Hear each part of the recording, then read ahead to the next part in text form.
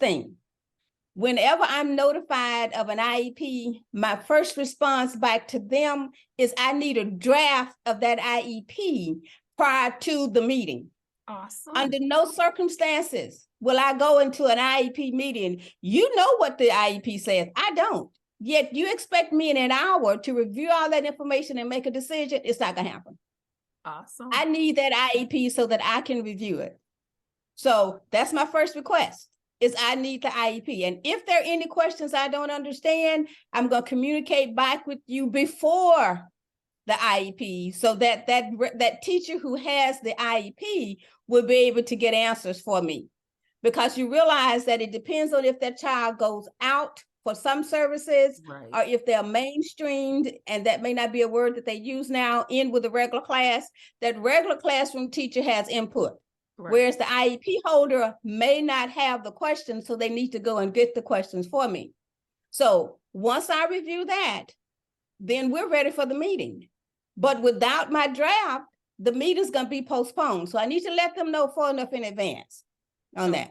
Okay, awesome. And go ahead. No, what were you going to say? Okay, I was saying, as far as your input, were you able to, like, with the goals of your child, did you have a say in that part of it? Oh, yes, I did. That's my child. Okay. I carried that child for 9 months. I birthed that child. I deal with the agony of everything. So it's what I need for my child, what I need for my child to have. That teacher is only her teacher. They're there with that teacher 8 hours a day. They're with me the rest of the time. So that means when I look at my child, I need to help formulate their education for their future.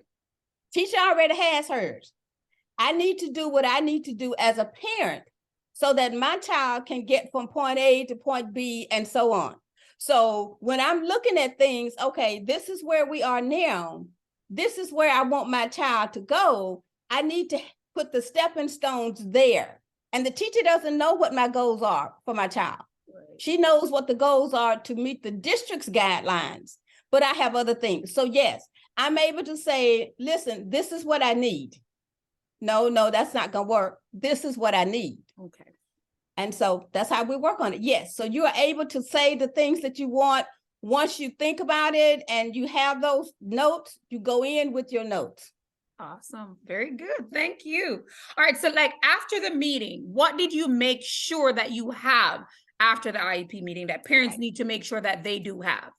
After the IEP meeting, you need to make sure that, because once they sign it, they can get you copies of the IEP right then. Right. So you need to make sure that you have a copy of the IEP, the signed IEP. Number two, if there are any things that they were going to take care of, there needs to be a separate note made. Okay, on page this, you said my child would get read aloud. When are they going to start getting read aloud? Okay, does that read aloud also applies to standardized tests? Because what I can tell you is that sometimes they are eligible and have services on their IEP, but the teacher don't want to be bothered with it. Okay, real world, she just don't want to be bothered. With my daughter, what they try to do is have a student read the test or sign the test to her rather than get an interpreter. Okay. Because you knew that wasn't gonna work. Okay. So, but the parent has to have that open communication, number one with the teacher, number two with the child. Okay, awesome. Thank you so much. So so you've been talking about the superpower, some of the superpowers that parents have. What are other superpowers you would say that parents have that they're not aware of as far as the IEP is concerned? So we're saying that the parent has the superpower to basically say, this is what I need for my child. This is what I need you to do. The parent has the superpower to either agree or disagree with what the teacher said. Let me give you an example. My granddaughter, they wanted to keep her in kindergarten. So they send me a little note to say, she's not doing as well as she needs to be. So we want to hold her back. Put the brakes on, because that's not going to happen. That's not a decision that you make. Okay. So they called a meeting. And so, it's intimidating when you walk into a meeting and there are 15 people there and all looking at you. And then they referring to everyone that's doctor and this and that, and you feel intimidated because they may have those degrees, but that's still my child. So the teacher brought up that because my child was petite, she couldn't open her milk. And I didn't have to say anything. Everyone else said, but what's that have to do with holding her back? None of the kids at 6 can open their milk. So they come up with things to justify what they want to do. And I want the parents to know that no, you don't have to take what they say if you don't agree with it.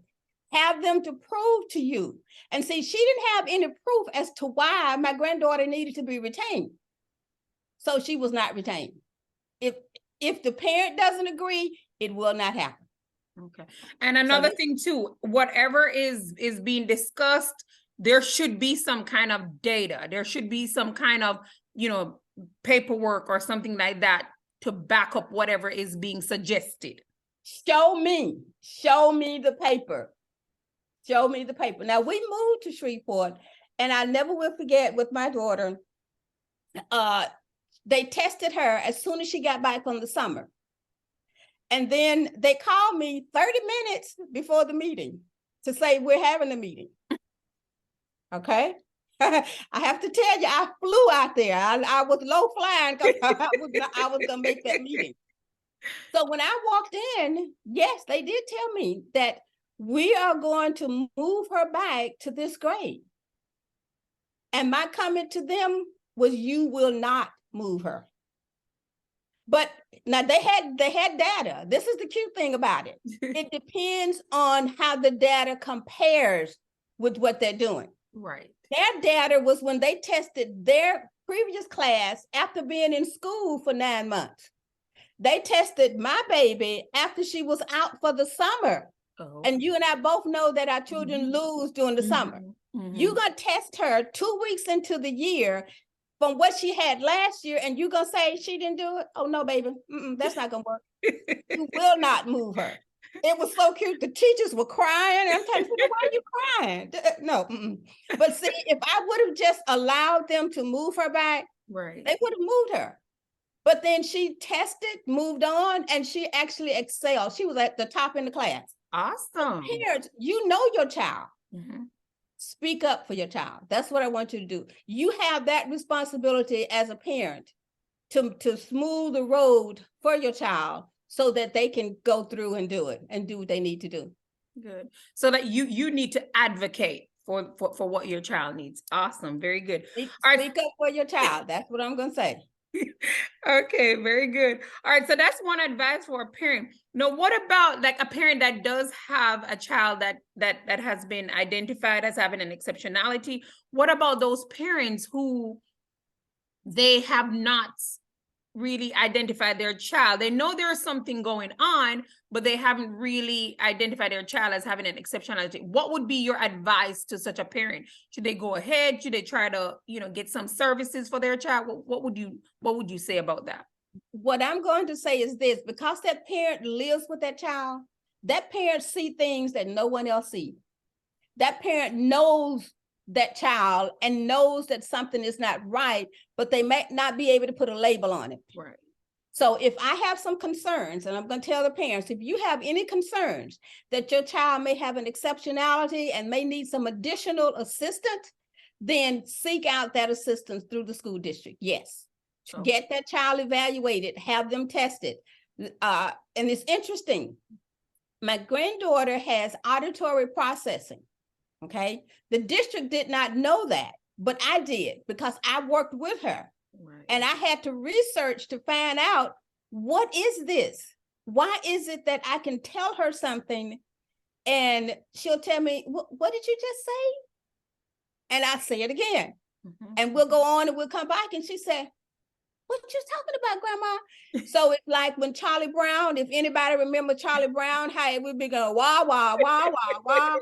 Okay. That's how it was with her. And so I'm saying something's not right. Didn't know the label for it, right. Didn't know what it was called, but I knew something wasn't right. And so parents are going to have that same scenario. They may not know the label or what it's called, right. But they know something is not right. Right. Okay. Thank you so much.